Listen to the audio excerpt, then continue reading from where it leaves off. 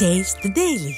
Norway chess தொடரில் Morgan's கால்சனை வீழ்த்திய இந்திய வீரரான குகேஷுக்கு அதிமுக பொதுச் செயலாளர் எடப்பாடி கே பழனிசாமி வாழ்த்து. இந்திய சதுரங்கத்தின் எதிர்காலம் குகேஷின் கைகளில் பிரகாசமாக உள்ளதாகவும் அறிக்கை. குழித்துறை தாமிரபரணி ஆற்றில் அடித்துச் செல்லப்பட்ட 2 மாணவர்களை பீட்டர் என்பவர் காப்பாற்றி இன்னுயிரை நீத்துள்ளார். தத்தளிக்கும் மாணவர்களை தன் உயிரையும் பொருட்படுத்தாமல் காத்திட்ட பீட்டர் தமிழக மக்களின் உயரிய மானுடவிய விழுமியத்தின் உதாரணம் என அதிமுக பொதுச் செயலாளர் புகழாரம். திமுக முன்னாள் நிர்வாகி ஞானசேகரன் செல்போன் ஃபிளைட் மோடில் இருந்ததாக அறிவியல் பூர்வமாக நிரூபணமானதாக அரசு வழக்கறிஞர் கூறிய நிலையில் ஞானசேகரனுக்கு செல்போனில் அழைப்பு வந்ததாக பாதிக்கப்பட்ட பெண் கூறியதாக வழக்கறிஞர் பேட்டி. புகார் தெரிவித்த மாணவி முதல்ல அந்த புகாரை அந்த சம்பவம் நிகழ்ந்த பிறகு அதை சொன்னது என்கிட்ட, அவங்க வீட்டில் சொல்லிட்டு அப்புறம் என்கிட்ட தான் அதை விவரமாக கேட்டேன் நான் என்ன நடந்தது அப்படின்ட்டு. அப்போ சொல்லும் போதே அவனுக்கு ஒரு ஃபோன் வந்துச்சு, ஒரு ஃபோன் வந்தது, நாட் அது அவுட் கோயிங் இல்லை, ஃபோன் வந்துச்சு, ஃபோனை எடுத்து அப்போ சொல்லும் போதே அவனுக்கு ஒரு ஃபோன் வந்துச்சு, ஒரு ஃபோன் வந்தது, நாட் அது அவுட் கோயிங் இல்லை, ஃபோன் வந்துச்சு, ஃபோனை எடுத்து இந்த மாதிரி எனக்கு பேசிக்கிட்டு தான் இருக்கிறேன் முடிஞ்சது சொல்கிறேன் அப்படின்ட்டு. அப்புறம் அந்த ஃபோனை கட் பண்ணதுக்கு அப்புறம் தான் ஒரு சார் இருக்காரு, அந்த சாருக்கு நீ அட்ஜஸ்ட் பண்ணணும், இல்லாட்டி நான் உங்களுடைய வீட்டில் சொல்லிடுவேன், உங்கள் அம்மா அப்பாவுக்கெல்லாம் இன்ஃபார்ம் பண்ணிடுவேன்ட்டு அம்மா அப்பா நம்பர்லாம் மொபைல்லேருந்து எடுத்துக்கிட்டதாக வலுக்கட்டாமல் எடுத்து பதிச்சு வச்சுக்கிட்டதாக சொல்லியிருந்தாங்க. மாணவி பாலியல் வன்கொடுமை விவகாரத்தில் பின்புலம் எதுவும் இல்லாமல் இந்த சம்பவம் அரங்கேறி இருக்காது என்று பாதிக்கப்பட்ட பெண்ணின் தரப்பினர் சந்தேகிப்பதாகவும் வழக்கறிஞர் பேட்டி. ஸ்பெஷல் இன்வெஸ்டிகேஷன் டீம் என்ன ஃபைண்டிங் அவங்களுக்கு கிடைச்சதோ, அவங்க எந்த ஆங்கிள் அதை விசாரிச்சாங்களோ, எந்த தரவுகள் எல்லாம் அவங்களுக்கு கிடைத்ததோ அதை வச்சு தான் அவங்க கோர்ட்டு கொடுத்துருப்பாங்க. பாதிக்கப்பட்ட தரப்பில் இல்லை இதில் பின்புலம் இல்லாமல் இது இது நடந்தேற வாய்ப்பில்லை அப்படிங்கிற ஒரு சந்தேகம் இப்போவுமே இருக்கு. கல்லூரி மாணவி பாலியல் வன்கொடுமை வழக்கில் ஞானசேகரன் செல்போன் ஃபிளைட் மோடில் இருந்தது என அரசு தரப்பு வழக்கறிஞர் கூறிய நிலையில் சம்பவம் அரங்கேறிய தினத்தன்று ஞானசேகரிடம் ஒரு செல்போன் மட்டும்தான் இருந்ததா என மக்கள் கேள்வி. சிறப்பு புலனாய்வு குழுவும் ஸ்டாலின் அரசின் காவல்துறையும் இது குறித்து விசாரணை நடத்தியதா என்றும் கேள்வி. அண்ணா பல்கலைக்கழக மாணவி பாலியல் வழக்கின் குற்றவாளி ஞானசேகரனை தொடர்ந்து திமுகவில் உள்ள சார்களிடமும் சிறப்பு புலனாய்வு குழு விசாரணை நடத்துமா என்று மக்கள் கேள்வி. தற்போது சிடிஆர் அறிக்கை வெளியான நிலையில் காவல்துறையும் சிறப்பு புலனாய்வு குழுவும் எந்த சாரை காப்பாற்ற முயல்கிறது என அண்ணா பல்கலைக்கழக மாணவ மாணவிகளும் பெற்றோரும் கேள்வி. சென்னை வேளச்சேரியில் சாலையில் நடந்து சென்ற இளம் பெண்ணுக்கு பாலியல் தொல்லை தந்த இளைஞர் பிடிபட்டார். நிர்வாக திறனற்ற ஸ்டாலின் ஆட்சியில் தலைநகரிலும் பெண்களுக்கு பாதுகாப்பு இல்லை என்பது மீண்டும் நிரூபணம். தஞ்சாவூரில் மன வளர்ச்சி குன்றிய சிறுமியை பாலியல் வன்கொடுமை செய்த 2 பேர் சிக்கினர். ஸ்டாலின் ஆட்சியில் சிறுமிகளுக்கு எதிரான குற்ற சம்பவங்கள் தொடர்ந்து அரங்கேறி வருவதாக பொதுமக்கள் குற்றச்சாட்டு. சென்னையில் 8 வயது சிறுமிக்கு பாலியல் தொல்லை அளித்த காமுகன் சிக்கினான். திறனற்ற திமுக ஆட்சியில் ஏவல்துறை கடந்த 4 ஆண்டுகளாக ஆழ்ந்த கும்பகர்ண தூக்கத்தில் இருந்த நிலையில் பொதுமக்களே குற்றவாளியை கையும் களவுமாக பிடித்து காவல் நிலையத்தில் ஒப்படைத்த அவலம். சென்னை மணப்பாக்கம் பகுதியில் மெத்தபெட்டமைன் விற்க முயன்ற 3 பேர் சிக்கினர். திறனற்ற ஸ்டாலின் ஆட்சியில் ஏவல்துறை கும்பகர்ண தூக்கத்தில் இருப்பதால் தமிழகம் போதைப் பொருட்களின் கூடாரமாக மாறியுள்ளதாக பொதுமக்கள் புகார். சென்னை ஓட்டேரியில் மது போதையில் இருந்த இளைஞரை அவரது நண்பர்களை அடித்து கொலை செய்த கொடூர சம்பவம். விடியா ஆட்சியில் மது போதையால் கொலை சம்பவங்கள் அதிகரித்து வருவதாக பொதுமக்கள் குற்றச்சாட்டு. திருவள்ளூர் மாவட்டம் திருத்தணி அருகே மாட்டிறைச்சி விற்பனை செய்யும் பிரச்சனையில் ஒருவர் வெட்டி படுகொலை. திமுக ஆட்சியில் ஏவல்துறை கும்பகர்ண தூக்கத்தில் இருப்பதால் தினம்தோறும் கொலை சம்பவங்கள் நடைபெறுவதாக பொதுமக்கள் குற்றச்சாட்டு. விருதுநகர் மாவட்டம் கரிசல்பட்டியில் கல்குவாரி காவலாளியை சக காவலாளி கம்பால் அடித்து கொலை செய்த கொடூரம். ஸ்டாலின் மாடல் ஆட்சியில் கொள்ளை சம்பவங்கள் நடைபெறாத நாளே இல்லை என மக்கள் விமர்சனம். நிர்வாக திறனற்ற ஸ்டாலினின் ஆட்சியில் தமிழகத்தில் ஒரே நாளில் 10 படுகொலை சம்பவங்கள் நடைபெற்றதால் பொதுமக்கள் அதிர்ச்சி. நாளொரு மேனியும் பொழுதொரு வண்ணமாக கொலை சம்பவங்கள் நடைபெறும் நிலையில் தமிழ்நாடு கொலை மாநிலமாக மாறி வருவதாக மக்கள் குற்றச்சாட்டு. சென்னை கோடம்பாக்கத்தில் சலூன் கடையில் கொகைன் போதைப் பொருளை விற்பனை செய்த 5 பேர் சிக்கினர். ஸ்டாலின் ஆட்சியில் கடைகளில் வைத்து நேரடியாக விற்பனை செய்யும் அளவிற்கு போதை கலாச்சாரம் வளர்ந்துள்ளதாக பொதுமக்கள் புகார். கோவை அருகே ஹெராயின் மற்றும் 2 கிலோ உயர் ரக கஞ்சா பறிமுதல். ஸ்டாலின் மாடல் ஆட்சியில் கோவை மாவட்டம் போதைப் பொருட்களின் குடோனாக மாறி வருவதாக மக்கள் குற்றச்சாட்டு. சென்னை வேப்பேரியில் இளைஞர்களின் வாழ்வை சீரழிக்க ஆட்டோவில் கடத்தி வரப்பட்ட 109 கிலோ கஞ்சா சிக்கியது. பெண் உட்பட 4 பேர் பிடிப்பட்ட நிலையில் காவல்துறை மீதும் துளியும் பயம் இல்லாததால் கஞ்சா கடத்தல் சர்வசாதாரணமாகிவிட்டதாக மக்கள் குற்றச்சாட்டு. ராணிப்பேட்டையில் இளைஞர்களின் வாழ்வை சீரழிக்க கடத்தி வரப்பட்ட 100 கிலோ கஞ்சாவுடன் 2 சிக்கினர். காய்கறி போல் தமிழ்நாட்டில் கஞ்சா உள்ளிட்ட போதைப் பொருட்கள் சர்வசாதாரணமாக கிடைக்கும் நிலையில் முதலமைச்சர் என்னதான் செய்து கொண்டிருக்கிறார் என மக்கள் கேள்வி. திருச்சி விமான நிலையத்தில் பயணியிடமிருந்து 9 கோடி ரூபாய் மதிப்புள்ள உயர் ரக கஞ்சா பிடிபட்டது. ஸ்டாலின் மாடல் ஆட்சியில் வெளிநாடுகளிலிருந்து தமிழகத்திற்கு கஞ்சா கடத்தல் சம்பவங்கள் தொடர்ந்து அதிகரித்து வரும் அவலம். திருவள்ளூர் மாவட்டம் சோழவரம் அருகே 6.5 டன் குட்கா மற்றும் 21 கிலோ கஞ்சா பறிமுதல். தமிழ்நாட்டை சர்வதேச போதைப் பொருள் சந்தையாக மாற்ற ஸ்டாலின் திட்டமிட்டுள்ளாரா என மக்கள் காட்டமாக கேள்வி. தருமபுரி மாவட்டம் மொரப்பூரில் கல்லூரி மாணவர்களிடமிருந்து 103 கிலோ கஞ்சா சாக்லேட் பொட்டலங்கள் பிடிபட்ட அவலம். லேப்டாப் மற்றும் புத்தகங்களை சுமக்க வேண்டிய மாணவர்கள் கஞ்சா பாக்கெட்டுகளை எடுத்து செல்கின்ற நிலையை வளர்த்ததுதான் ஸ்டாலின் மாடல் ஆட்சியா என மக்கள் கேள்வி.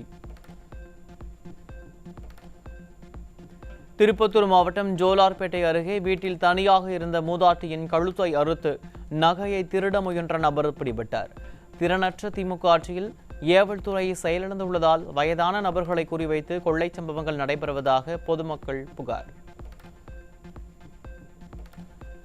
திருப்பத்தூர் மாவட்டம் ஆம்பூர் அருகே ஆங்கில மருத்துவம் பார்த்து வந்த போலி மருத்துவர் பிடிபட்டார்.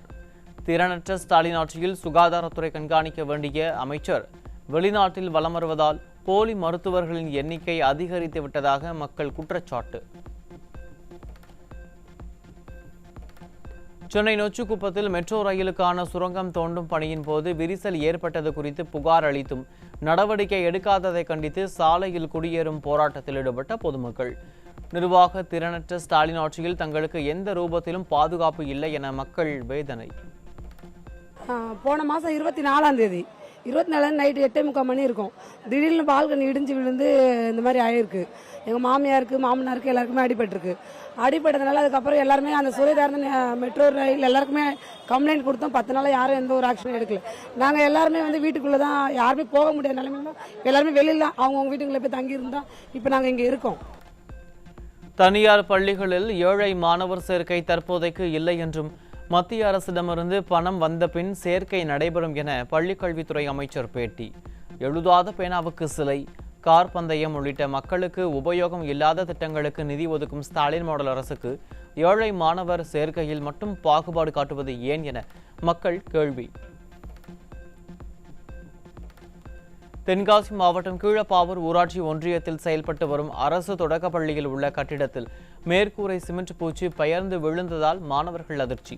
ஸ்டாலினின் பள்ளிக் கல்வித்துறையும் ஊராட்சி ஒன்றிய அதிகாரிகளும் அரசு பள்ளியை முறையாக பராமரிக்கவில்லை என மக்கள் குற்றச்சாட்டு. உள்நாட்டில் மின்சார கார் தயாரிப்பை ஊக்குவிக்க இறக்குமதி வரி சலுகைகளை அறிவித்த மத்திய அரசு.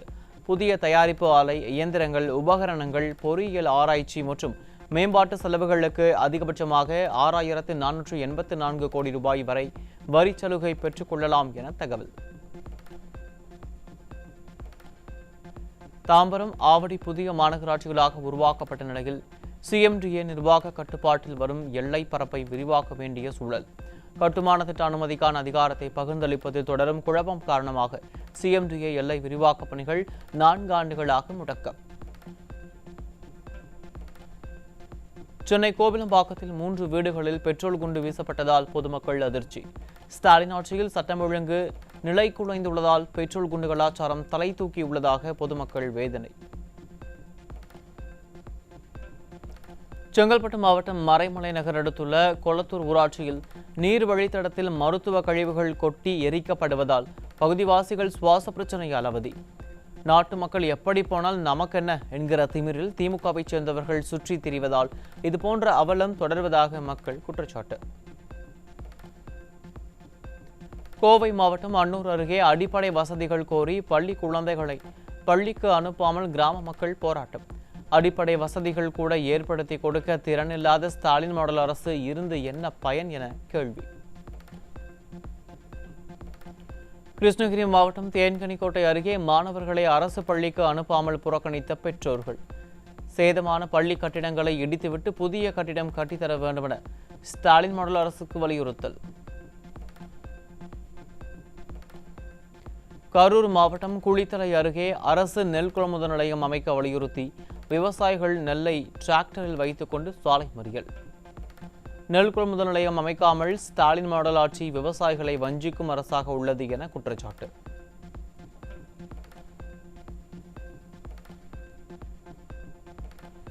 அன்னூர் பகுதியில் ஆக்கிரமிப்பில் உள்ள பஞ்சமி நிலங்களை மீட்க வலியுறுத்தி கோவை மாவட்ட ஆட்சியர் அலுவலகத்தில் நடைபெற்ற குறைதீர்வு கூட்டத்தில் பொதுமக்கள் மனு.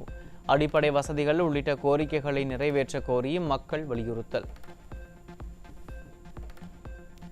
திருவள்ளூர் மாவட்டம் மீஞ்சூரில் தனியார் பங்களிப்புடன் நடைபெற்று வந்த கடல் நீரை குடிநீராக்கும் திட்டம் நிதி பற்றாக்குறையால் ஸ்டாலின் மாடல் ஆட்சியில் முடங்கிய அவலம்.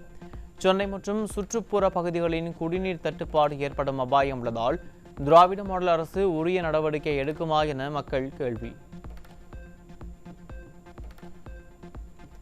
சென்னை வண்ணாரப்பேட்டை அருகே ஆட்டோ ஓட்டுநரை கடித்து குதறிய ராட்வீலர் நாய்கள். முகக்கவசம் அணியாமல் வளர்ப்பு நாய்களை வெளியில் அழைத்து வந்தால் 1000 ரூபாய் அபராதம் விதிக்கப்படும் என மாநகராட்சி கூறியதெல்லாம் வெறும் விளம்பர நடவடிக்கையா என மக்கள் கேள்வி. பூனை கடித்தாலும் ராபிஸ் நோய் பாதிக்கும் என சுகாதாரத்துறை எச்சரிக்கை. நாய்க்கடியிலிருந்து காப்பாற்றாத ஸ்டாலின் மாடல் அரசு பூனைக்கடியிலிருந்தாவது காப்பாற்றுமா என மக்கள் கேள்வி. புதிய ஊதிய ஒப்பந்தத்தின்படி இந்த மாதம் ஊதியம் வழங்கப்படாததால் போக்குவரத்து ஊழியர்கள் அதிருப்தி. ஊதிய ஒப்பந்த பேச்சுவார்த்தை வெறும் கண் துடைப்பு நாடகமா என ஸ்டாலின் அரசுக்கு போக்குவரத்து தொழிலாளர்கள் கேள்வி. மயிலாடுதுறை மாவட்டம் சீர்காழி அருகே வடிகால் வாய்க்காலில் அரசு பேருந்து கவிழ்ந்து விபத்துக்குள்ளானது. 8 பேர் படுகாயம். போக்குவரத்து துறை அமைச்சர் சிவசங்கர் கண்களுக்கு இதுபோன்ற விபத்துகள் தெரியாதா என கேள்வி எழுப்பியுள்ள மக்கள் புதிய பேருந்துகளை எப்போதுதான் வாங்குவீர்கள் அமைச்சரே என கேள்வி.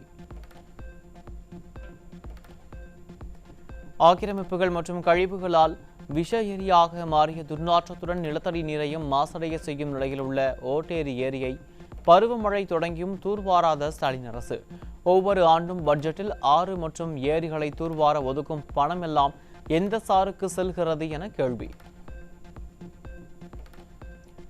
சென்னையில் ஒரு வாரத்தில் 46.7 gram cocaine, 22 gram methamphetamine, 28 LSD முத்திரைகள் பறிமுதல். போதை ஒழிப்பு குறித்து பொம்மை முதல்வர் வீடியோவில் பொறுப்பில்லாமல் உரை புகட்டினால் போதையை கட்டுப்படுத்த முடியுமா என மக்கள் கேள்வி. தமிழகத்தில் போதைப் பொருள் கடத்தல் வழக்கில் 4 ஆண்டில் 107 பெண்கள், 2010 ஆண்கள் என 2117 பேர் மீது குண்டர் சட்டம் பாய்ந்தது. ஸ்டாலின் ஆட்சியில் வழக்குகள் பதிந்தாலும் முறையான நடவடிக்கை இல்லாததால் குற்ற சம்பவங்கள் தொடர்ந்து நடைபெறுவதாக பொதுமக்கள் வேதனை. திருவள்ளூர் மாவட்டம் பழவேற்காடு அருகே ஜமீலாபாத் கிராமத்தில் இரவில் அடிக்கடி மின்சாரம் துண்டிக்கப்படுவதால் அப்பகுதி மக்கள் அவதி. திறனற்ற திமுக அரசு பொதுமக்களுக்கு மின்சாரம் வழங்காமல் வஞ்சித்து வருவதாக பொதுமக்கள் வேதனை.